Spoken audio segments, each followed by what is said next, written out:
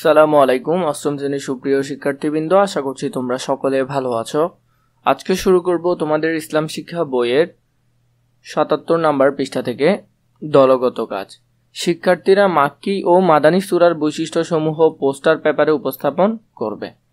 প্রথমে আমরা মাক্কি সূরার বৈশিষ্ট্য পোস্টার পেপারে উপস্থাপন করব, এরপরে মাদানী সূরা। পোস্টার পেপারে উপস্থাপনা। মাক্কি সূরার বৈশিষ্ট্য। ১.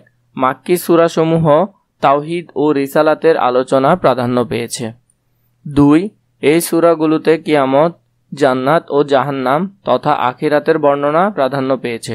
মাক্কি সূরাসমূহ শিরক ও কুফর পরিচয় বর্ণনা করে এগুলোর অসারতা প্রমাণ করা হয়েছে। ৪ নাম্বার, এই সূরাগুলোতে মুশরিক ও কাফিরদের বিভিন্ন প্রশ্নের উত্তর দেওয়া হয়েছে। ৫ নাম্বার, মাক্কি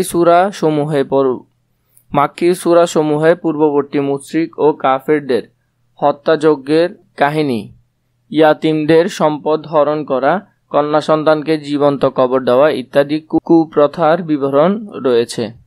এর শব্দমালা শক্তিশালী, ভাবগম্ভীর ও অন্তরে প্রকম্পন সৃষ্টিকারী।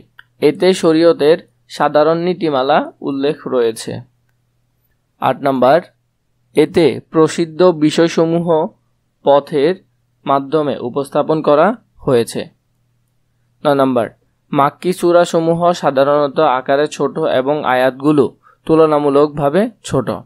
১০ নম্বর, এই সূরাগুলোতে পূর্ববর্তী নবী রাসূলগণের সফলতা ও তাদের অবাধ্যদের শোচনীয় পরিণতির বর্ণনা করা হয়েছে। ১১, মাক্কি সূরাসমূহে ইয়া আইয়ুহান নাসু অর্থ হে মানবজাতি কথাটি উল্লেখ আছে। মাদানী সূরার বৈশিষ্ট্য ও উপস্থাপনা সম্পর্কে।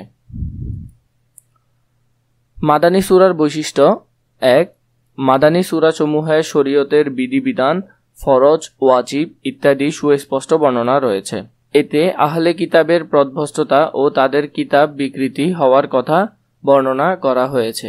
মাদানী সূরায় নিফাকের পরিচয় ও মুনাফিকদের ষড়যন্ত্রের কথা উল্লেখ রয়েছে। ৪. এই সূরাগুলোতে ব্যক্তিগত, পারিবারিক, সামাজিক, জাতীয়, আন্তর্জাতিক ও সাংস্কৃতিক নীতিমালা বর্ণিত হয়েছে। ৫.